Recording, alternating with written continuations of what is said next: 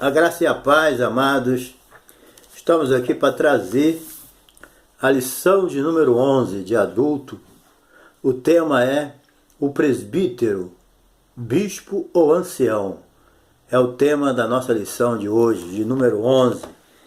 O nosso textuário diz aqui: por esta causa te deixei em Creta, para que pusesse em boa ordem as coisas que ainda restam, e de cidade em cidade estabelecesse presbíteros. Está em Tito, capítulo 1, verso 5. A nossa verdade prática, ela diz: o presbítero deve ser constituído por pessoas idôneas para auxiliar na administração da igreja local. Então hoje nós vamos estudar aqui essas funções, de presbítero, bispo ou ancião, que são a mesma coisa.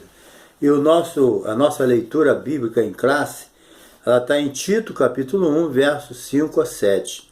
1 Pedro, capítulo 5, verso de 1 a 4. Certo? E o nosso objetivo é apresentar a importância da função do presbítero.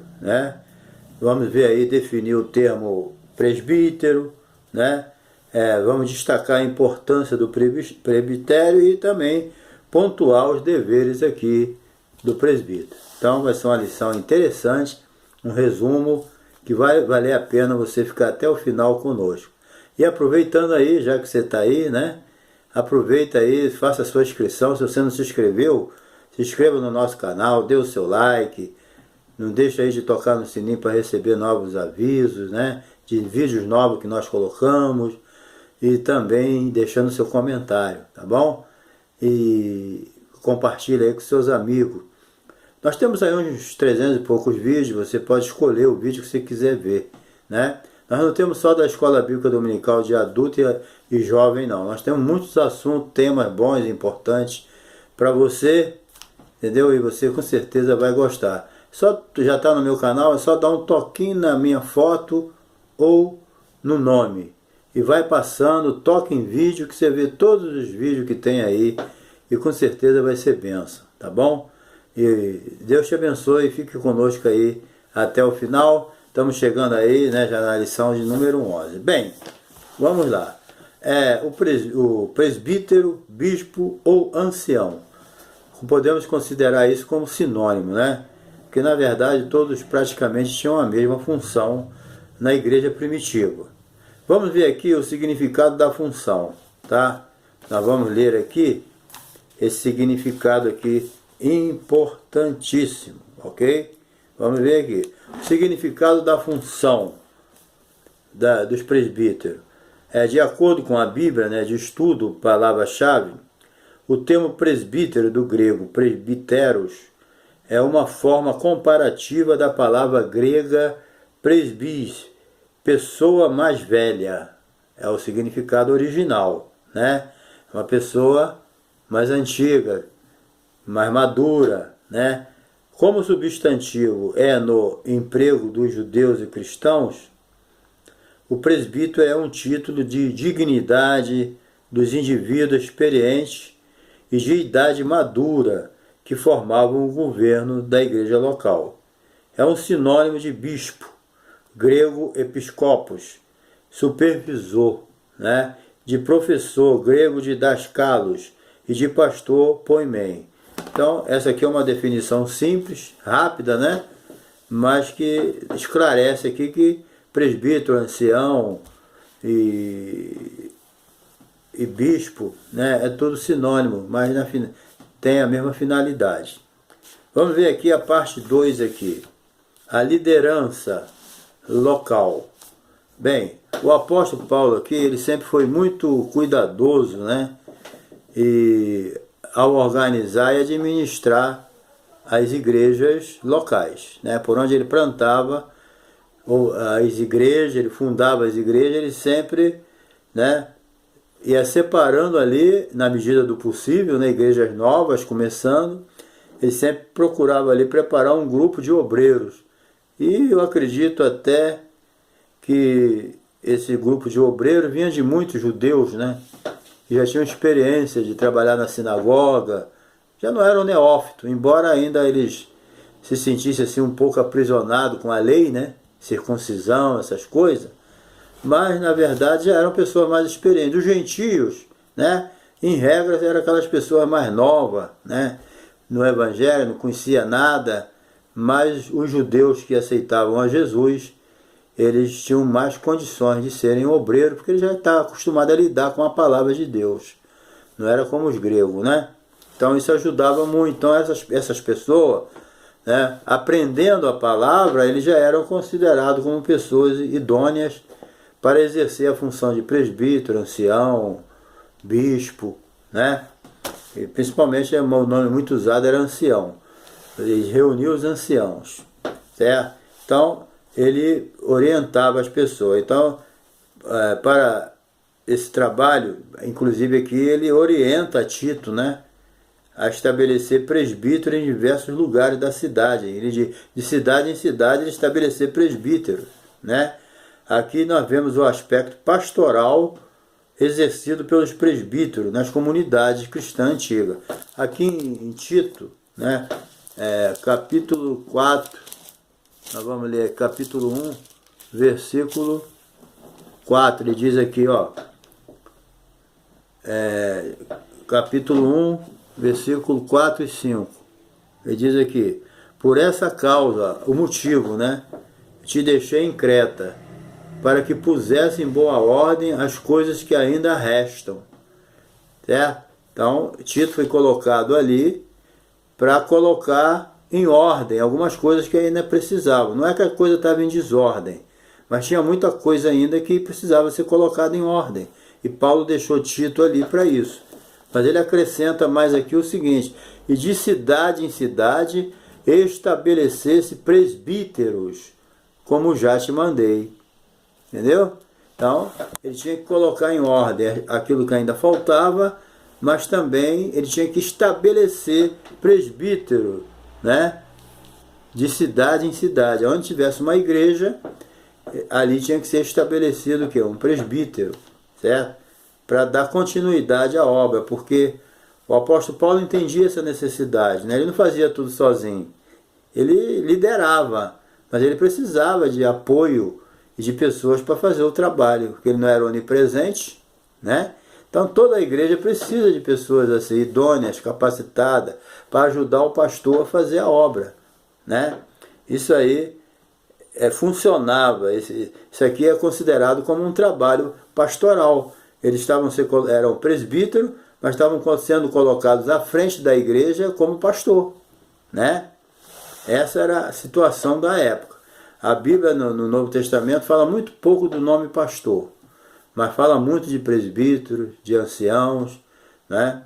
Hoje não, hoje tem pastor à vontade, então o presbítero fica numa situação, numa função mais secundária, não é como no início, né, do Novo Testamento, em que eles tinham a atuação ativa, ok?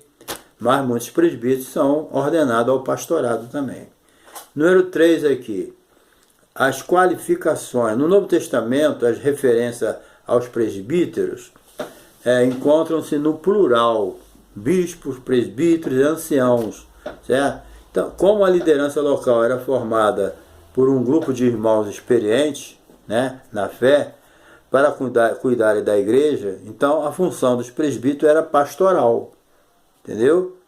Então tinha que... O próprio apóstolo Paulo ensinou que o bispo não podia ser uma pessoa neófita na fé, certo? Tinha que ter pessoas já com experiência para fazer a obra de Deus, ter uma fé consolidada, né?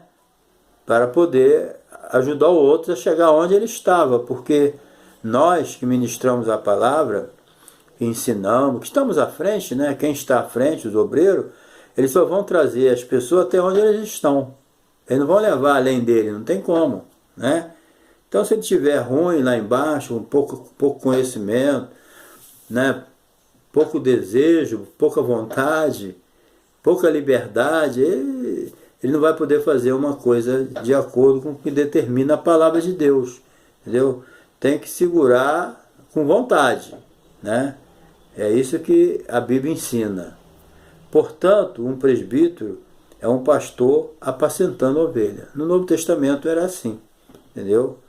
Então a palavra traz qualificações, né, bem objetivas para o exercício fiel dessa função, entendeu? Não era qualquer um também que poderia ser um presbítero, um ancião, um bispo. Não era qualquer, ele tinha que ter as qualificações necessárias. Por quê? Porque quando Paulo fala para que Tito estabelecesse, colocasse em ordem alguns o que estava faltando, estabelecesse presbítero de cidade em cidade, né, onde as igrejas tinham sido fundadas, como ele mandou, ele também explica que tipo de presbítero é esse. Entendeu? Não é qualquer um. Então ele dá uma explicação aqui que é muito importante. Ele traz aqui as qualificações, né, o objetivo para o exercício fiel dessa função, certo? Que estão descritas aqui, que eu vou ler aqui. Olha só as qualificações que Paulo exige para colocar presbítero de cidade em cidade. Primeiramente, o presbítero, aquele que for irrepreensível. Não é uma pessoa perfeita, mas alguém que não é necessário estar sempre sendo chamado a atenção. O irrepreensível é o contrário de repreensível. Aquela pessoa que sempre tem que estar sendo repreendida, aí não tem como ser presbítero, né? Então, irrepreensível aqui não é uma pessoa completa sem defeito, mas uma pessoa que não é necessário estar sendo chamada a atenção sempre. Ele sabe a sua posição. Então, aquele que for irrepreensível, marido de uma mulher, certo? Que tenha filhos fiéis, que não possam ser acusados de dissolução, nem desobedientes, porque convém que o bispo seja irrepreensível como dispenseiro da casa de Deus, né? Que alimente bem o povo, certo? Com a palavra de Deus, certo? Não soberbo, nem iracundo, aquele cara que se ira à toa, sai do espírito à toa, né? Nem dado ao vinho, beberrão, nem espancador, tanto com palavras como atitude, nem cobiçoso de torpe ganância, mas dado à hospitalidade, amigo do bem, pessoas que amam as coisas boas, né? E também moderado, justo, santo e temperante, com domínio próprio. Temperante aqui é aquele que se domina através do Espírito, é lógico, é o fruto do Espírito, certo? Retende bem a fiel à palavra, que é conforme a doutrina, para que seja o quê? Isso aqui que é o importantíssimo, irmão, para uma pessoa que quer ser obreiro, o que está à frente de uma igreja, retendo firme, fiel à palavra, que é conforme a doutrina, para que seja poderoso, tanto para admoestar com a sã doutrina, como para convencer os contradizentes. Então o bispo aqui ele tem que conhecer a palavra, tanto para ensinar o povo corretamente, como para contradizer os contrários, que não falta. E são muitos, entendeu? São muitos contradizentes. E vai expulsar, não, convencer ele do seu erro, através da palavra, certo? Porque na verdade é a palavra que é a luz que ilumina as coisas secretas do diabo, aí, que está na escuridão. Entendeu? Só a luz da palavra que ilumina, como disse o salmista: lâmpada para os meus pés e luz para o meu caminho é a tua palavra. Acabou o assunto, tá bom? Então, os termos aqui, presbítero, bispo, é tudo sinônimo, ok? Número 2, a importância do presbitério, o significado do termo, né? O significado do termo o termo é presbítero, do grego presbiteros, é um sinônimo do bispo, gripo, no grego episcopos, de professor, do grego didascalo, e de pastor, no grego poema, já até falei. Logo, a sua função é pastoral, ok? É pastoral, ok? Aí na revista diz aqui, ó: não despreze o dom que há em ti, o qual te foi dado por profecia com imposição da mão do presbitério, né? Foi dessa forma que o apóstolo Paulo lembrou Timóteo, aconselhando acerca do reconhecimento do ministério do jovem pastor, pelo Conselho de Obreiro. O Novo Testamento, ele classifica esse corpo de obreiro, de presbitério, no grego presbítero, substantivo de presbítero, um conselho formado por anciãos da igreja, que era respeitado e aceito, né? Então, número 2 aqui, a atuação do presbitério. No Concílio de Jerusalém, né, quando houve aquela polêmica toda por causa da circuncisão e outros costumes que os judeus queriam implantar na igreja, houve aquele concílio para definir a situação, como ficou definida, né? Então, no Concílio de Jerusalém, os apóstolos, os anciãos, presbíteros, foram chamados para debater e legislar sobre o assunto lá em Atos capítulo 15, certo? Então, ele precisava resolver aquilo. Então, após os presbíteros foram, depois de resolvido a situação, né, eles deram aquela carta para que os judeus somente, que se quisesse circuncidar, que circuncidasse, mas aos gentios nada disso. Aos gentios foi ensinado que eles não adorassem o ídolo, fugissem da carne fornificada, da carne com sangue, né, animal morto sufocado, só essas coisas assim, não adorasse ídolo,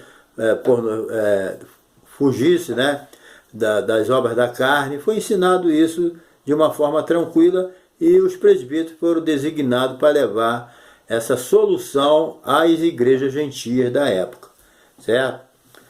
Foi uma solução ali resolvida. Então eles foram enviados a Antioquia para orientar os irmãos sobre a resolução dos problemas que perturbavam os irmãos ali, né, nas igrejas, entregando os decretos para serem observados do que foi decidido no Concílio de Jerusalém. Então, eles já começaram ali a mostrar, né, o seu trabalho, o seu valor, ajudando ali os líderes, porque essa situação, toda igreja tem um pastor líder, né, um pastor presidente, na atualidade, e os presbíteros estão ali do lado dele para quê? Para auxiliar ele nas suas necessidades, certo? Número 3 aqui, valorização do presbitério. Bem, o presbitério ele deve ser valorizado, né, pois tem fundamento bíblico, tem fundamento na palavra de Deus. Não é uma coisa criada pelo homem, né? É uma necessidade que Deus viu na igreja primitiva e que permanece até hoje. Tem igrejas que não têm presbíteros, né? Isso aí depende da administração da igreja, da denominação, mas presbitério, diaconato, todas essas coisas são bíblicas, né? Então o presbitério deve ser valorizado, pois tem o fundamento bíblico, sendo o rebanho do Senhor, né? Assim sendo o rebanho do Senhor, será melhor atendido, né? Tendo pessoas idôneas nesse trabalho, principalmente aqueles que são bem preparados, equipados para a boa obra, né? Muitas vezes, irmão, muitas coisas não funcionam bem, né, na igreja, né? Porque às vezes os próprios presbíteros eles são consagrados na sua função sem ter muita noção do que eles vão fazer, entendeu? Tem muitos que pensam assim, porque é uma necessidade esclarecer, porque muitas vezes a pessoa pensa que a pessoa sabe, a pessoa não, presbítero, não sabe nem por quê. Tem muitos que pensam que presbítero é para ficar sentado no púlpito no domingo de noite, mais nada, entendeu? Então muitas vezes a gente olha assim, ele só faz aquilo, domingo ele vem, senta ali, ele é um enfeite de púlpito, só isso, entendeu? Então, no Novo Testamento mostra que apesar de haver um pastor titular, né, no governo da igreja, né, então todo o trabalho da igreja não era exercido por um único líder, mas por um conselho de obreiros, certo? Então muitas vezes a coisa não funciona por causa disso, entendeu? Não funciona bem, porque às vezes o presbítero não sabe nem por que ele é presbítero, entendeu? Passando a vida toda ali no púlpito, enfeitando e pronto, entendeu? Ele não tem noção que é ser um presbítero. Então eu acho que falta hoje um esclarecimento para a pessoa que vai ser presbítero. O que significa a função dele? Uma vez, depois de eu levar uma pessoa a essa condição, ele falou para mim, há muitos anos isso, né? Que ele queria ser presbítero para ficar sentado no púlpito. Quer dizer, eu fiquei revoltado com ele? Não, eu fiquei revoltado comigo, porque fui eu que levei ele. Entendeu? O que eu tinha que fazer? Eu tinha que sentar com ele, explicar, né? Não para ele, para a igreja, explicar qual é a função do presbítero. Para que ele é consagrado. Eu não fiz isso, não tinha, né? Hoje eu já tenho uma experiência na minha vida. Mas muitos estão fazendo igual eu fiz há 20 anos atrás, 30 anos. Entendeu? Consagrando pessoas sem ensinar ele como ele vai exercer a função dele e para quê. Para que serve um presbítero, qual a sua função, o que ele tem que fazer ao lado do pastor. Outros já deixou claro que queria ser presbítero para ser pastor. Né? Ele quer ser presbítero só que é mais fácil para ser pastor. Entendeu? Para você ver como é que é as coisas. Aí esse presbítero vai funcionar? Não. E outros vão ser presbítero e não tem chamada para presbítero. Tem pessoas que é um excelente diácono. Ele desempenha a função diaconal dele sublime. É o dom dele, é a chamada dele. Entendeu? O trabalho diaconal é para todo mundo, mas o trabalho de diácono é um dom. E nem todo mundo que é diácono, tem bons diáconos que depois vão ser bons presbíteros. Mas tem diácono que não tem chamada para presbítero. Tem diácono que ele foi chamado para ser diácono. E aí tu leva ele ao presbitério, acabou o homem. Eu tenho visto pessoas inúteis no púlpito da igreja, só isso, porque eles não têm chamada para o presbitério. Entendeu? A chamada dele é para o diaconato. Mas tiraram ele do diaconato, porque ele era um bom diácono, aí deixou um vácuo no diaconato e no presbitério também, porque não é o dom dele. Então, tem pessoas que ele não tem o dom de ensinar. O presbítero tem que ter dom de ensinar. Entendeu? Tem que ter visão de como ele pode apacentar quando é necessário. Então, tudo isso faz parte, né, de uma conscientização. A verdade é essa. Né? Vai ser separado para diácono, tem que conscientizar ele o que é ser diácono. Vai a presbitério, tem que conscientizar o que é ser um presbítero.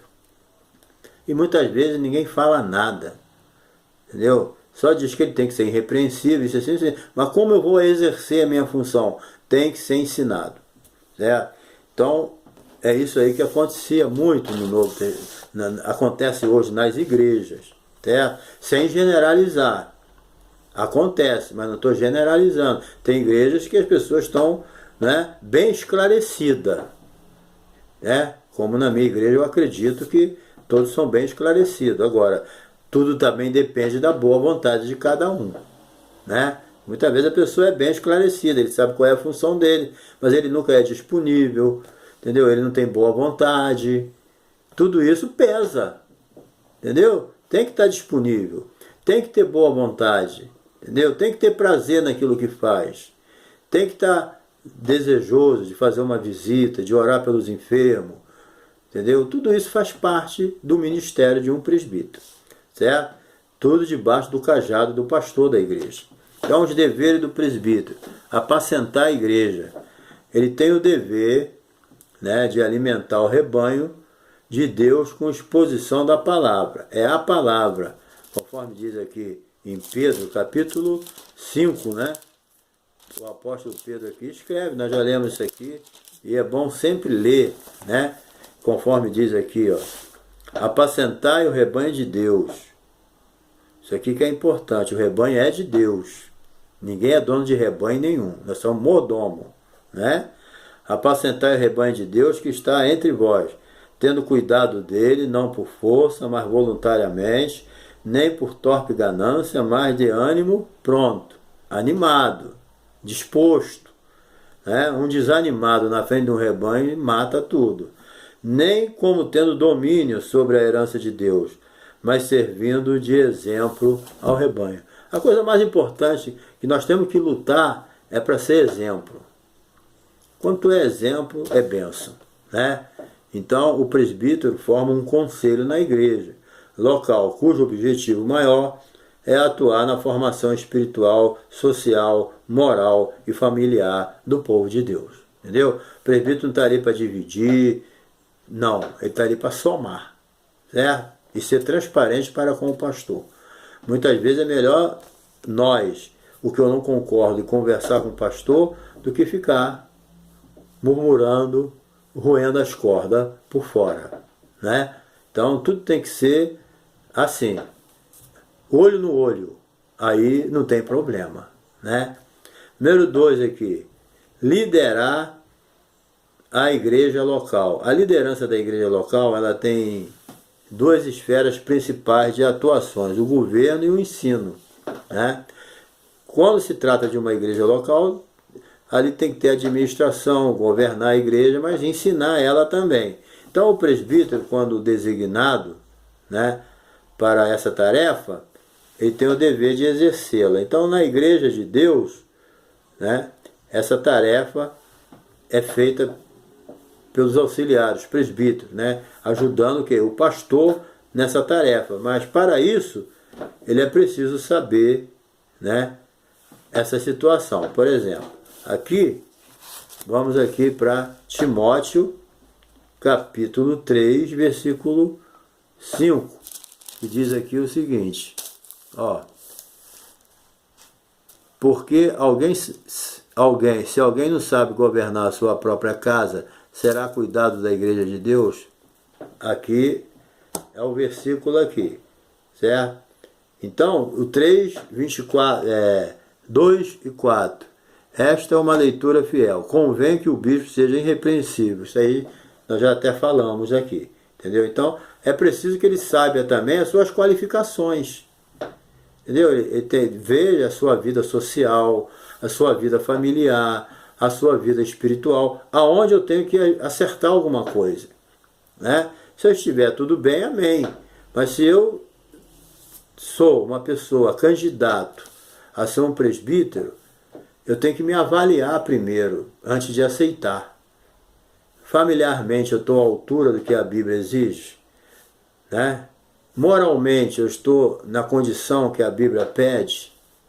É uma avaliação que a gente faz. Se eu não tiver, eu tenho que acertar primeiro a minha situação, resolver, para depois ser um presbítero. Mas quando a pessoa é convidado a ser, ele não pensa nisso. Ele está com um monte de problema e assume uma posição de presbítero, fica inútil, porque ele tem tantas coisas que vai impedir ele, vai tirar a autoridade dele, né? Aí é complicado. Então, eu tenho que procurar saber se as minhas condições morais, espirituais, está em condição, se não tem coisa que ainda eu tenho que resolver primeiro, né? Então isso é muito importante. Nós temos que governar bem a nossa casa, ser apto para ensinar, né? Ensinar, viver o que prega, o que ensina, certo? Então isso aí, gente, não é fácil. As pessoas pensam que liderar uma igreja é fácil, pensam que trabalhar na obra de Deus é fácil. Não, a obra de Deus é santa. Eu concordo que a obra de Deus não tem ninguém perfeito, mas somos dependentes de Deus e temos que estar procurando nos aprimorar. Nós que estamos à frente da obra, nós temos que ter sempre aquele objetivo de querer melhorar, de querer crescer, de querer ser melhor. Nós nunca devemos querer ser melhor do que o nosso irmão, mas nós devemos ser melhor do que nós mesmos, né? Não, eu posso melhorar mais, eu posso melhorar minhas pregações, eu posso melhorar o meu ministério, eu posso melhorar as minhas pregações, os meus ensinos, eu posso me aprimorar mais, não para ser melhor do que ninguém, mas para fazer o melhor para Deus e ser mais útil na igreja, para isso. Nós não devemos querer ser melhor do que o nosso irmão, mas devemos fazer sempre o melhor, se esforçar, né, para poder ser bênção na mão de Deus. Nós não devemos ser acomodados, aquela água parada que não se mexe, né? Então é isso que Deus quer da gente, é movimento na direção certa, vivendo uma vida de santidade. Deus não quer que a gente se mexa para lá e para cá sem rumo, não. Deus dá um norte para a gente, através da palavra, entendeu? Então, isso aí, no Novo Testamento, né, segundo o Novo Testamento, está disponível para ser servido e não servir? Não. O Novo Testamento vem um exemplo lá de cima, lá do céu, através de Jesus. O Filho do Homem não veio para ser servido, mas para servir. Então, Jesus, ele não veio ser servido, não. Estátua, mordomia, nada disso. Ele veio para servir. Todo o tempo que Jesus esteve na terra, ele serviu. E Paulo falou, para o que fosse necessário, essas mãos me serviram. Tanto material, tanto espiritual, ministerial. Ele sempre procurou servir as pessoas. Né? Ele foi um servo. É isso. E ele servia a Deus em espírito. Né? Então nós não estamos aqui para ser servido, mas para servir. E isso aí deveria ser avaliado na vida daqueles que vão ser separados, vão ser ordenados, porque muita gente é levada ao ministério sem ter noção do que é. Ele não tem nem noção, ele pensa que ser pastor, ser presbítero, é ficar sentado lá no púlpito, recebendo honra, e isso e aquilo, e acabou. Dali ele vai para casa, acabou. Tem gente pensando isso. Mas obreiro é trabalho para orar, é para estudar a palavra, preparar a mensagem, fazer o que tem que fazer, entendeu? Entender o mistério de Deus na sua vida. Ser um homem de Deus, conforme ensina a Bíblia, dá trabalho. Entendeu? O ministério, é triste um ministério onde tem um monte de gente acomodado, ninguém quer fazer nada, tudo com preguiça de fazer a obra de Deus. E tudo isso, lá na ponta, traz um prejuízo muito grande para a igreja, para o pastor, né, que sofre com isso. Muitas vezes ele é obrigado a fazer até tudo sozinho. Né? Infelizmente isso acontece. Então o presbítero, né, para ser bem sucedido, também deve ser uma pessoa experiente, idônea, né, pronta para ser exemplo na igreja. É isso que é importante. E terminando, né, ungir os enfermos, a última parte. Está em Tiago lá, capítulo 4, né? Capítulo 4, versículo 14. Não, capítulo 5 de Tiago, versículo 14, diz aqui, ó. Está alguém entre vós doente? Chama os presbíteros da igreja e orem sobre ele, ungindo com azeite em nome do Senhor. Entendeu? Então, a Bíblia está dizendo presbítero. Por quê? Porque tem que ser alguém idôneo.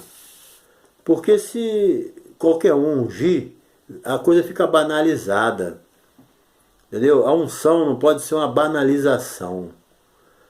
Primeiramente, na minha visão, eu não vejo outra coisa a ser ungida a não ser pessoa. A Bíblia não manda ungir objeto no Novo Testamento. Eu nunca vi. Se alguém vê, me mostre. Mas a unção que fala aqui é ungir doente. Certo? E também pessoas idôneas, como o presbítero. Não é qualquer pessoa que pode ungir, segundo a palavra de Deus. Certo? É assim que ela ensina. Então, outras coisas, ao contrário do que está escrito aí, é o problema de quem pratica. Mas eu aconselho a ler a palavra de Deus. Se a pessoa achar em algum lugar do Novo Testamento ungindo objeto, amém. Eu não achei ainda. Então, eu sempre entendi que o óleo, a unção, é necessária. Em alguns casos, quando você sente no coração. Às vezes eu vou orar por alguém, eu não sinto de ungir. E ora e a pessoa fica curada. E muitas vezes eu sinto no coração de ungir aquela pessoa. Então o Espírito Santo, ele está na terra para quê? Para nos ensinar. Ele está dentro de nós para nos ensinar. Então quando ele toca que nós temos que ungir, nós ungimos. Então isso é uma questão de fé também. Por quê? Porque a oração da fé salvará o doente. Então o óleo também não é o óleo que vai curar, é a oração. O óleo é um ingrediente físico, né, que é liberado por Deus. Deus sabe por quê. É o símbolo do Espírito Santo. Né? Então é assim que a gente entende. Agora a unção, ela deve ser praticada por uma pessoa idônea como um presbítero. Certo? É isso aí que ensina. Então eu não concordo com muitas coisas que fazem com o óleo, banalizando ele, certo? Então não pode o ato da unção ser banalizado na igreja local. Então os membros da igreja devem sentir vontade, assim, se sentir à vontade, né? De olhar para um presbítero assim e sentir vontade de ser ungido com óleo por intermédio dele, sem ter dúvida, certo? Não, olha para aquele presbítero, não, aquele ali acho que não dá para me ungir não, por causa disso, disso e disso. Não, nós temos que ter um comportamento em que as pessoas não tenham dúvida de se dirigir a nós para pedir que nós venhamos a ungir ele, certo? Nosso comportamento deve ser nesse quilate, ok? Então, qualquer um dos presbíteros, né, pode ser procurado para a pessoa receber uma oração, uma palavra pastoral, né? Nós temos que, o presbítero ele tem que ter uma palavra de Deus, porque a qualquer momento alguém vem pedir a ele uma palavra, uma orientação, um conselho, e nós temos que estar preparados para isso, tá bom? Então, encerramos hoje a lição, né? Essa lição de número 11, e vamos na próxima semana para a lição de número 12, tá bom? Que você possa tirar um bom proveito dessa lição, é só um resumo, né? Mas dá para a gente aprender bastante coisa, tá bom? Uma boa lição para você, dê uma boa aula, professor, que Deus te abençoe e que os alunos possam se alimentar da palavra de Deus. Se tem alguém chamado por Deus, boa coisa é. Se Deus te chamou para ser um pastor, um presbítero, que Deus te abençoe. Agora, se cuide e se prepare, que a coisa é séria, tá bom? Um abração e não se esqueça de se inscrever, hein?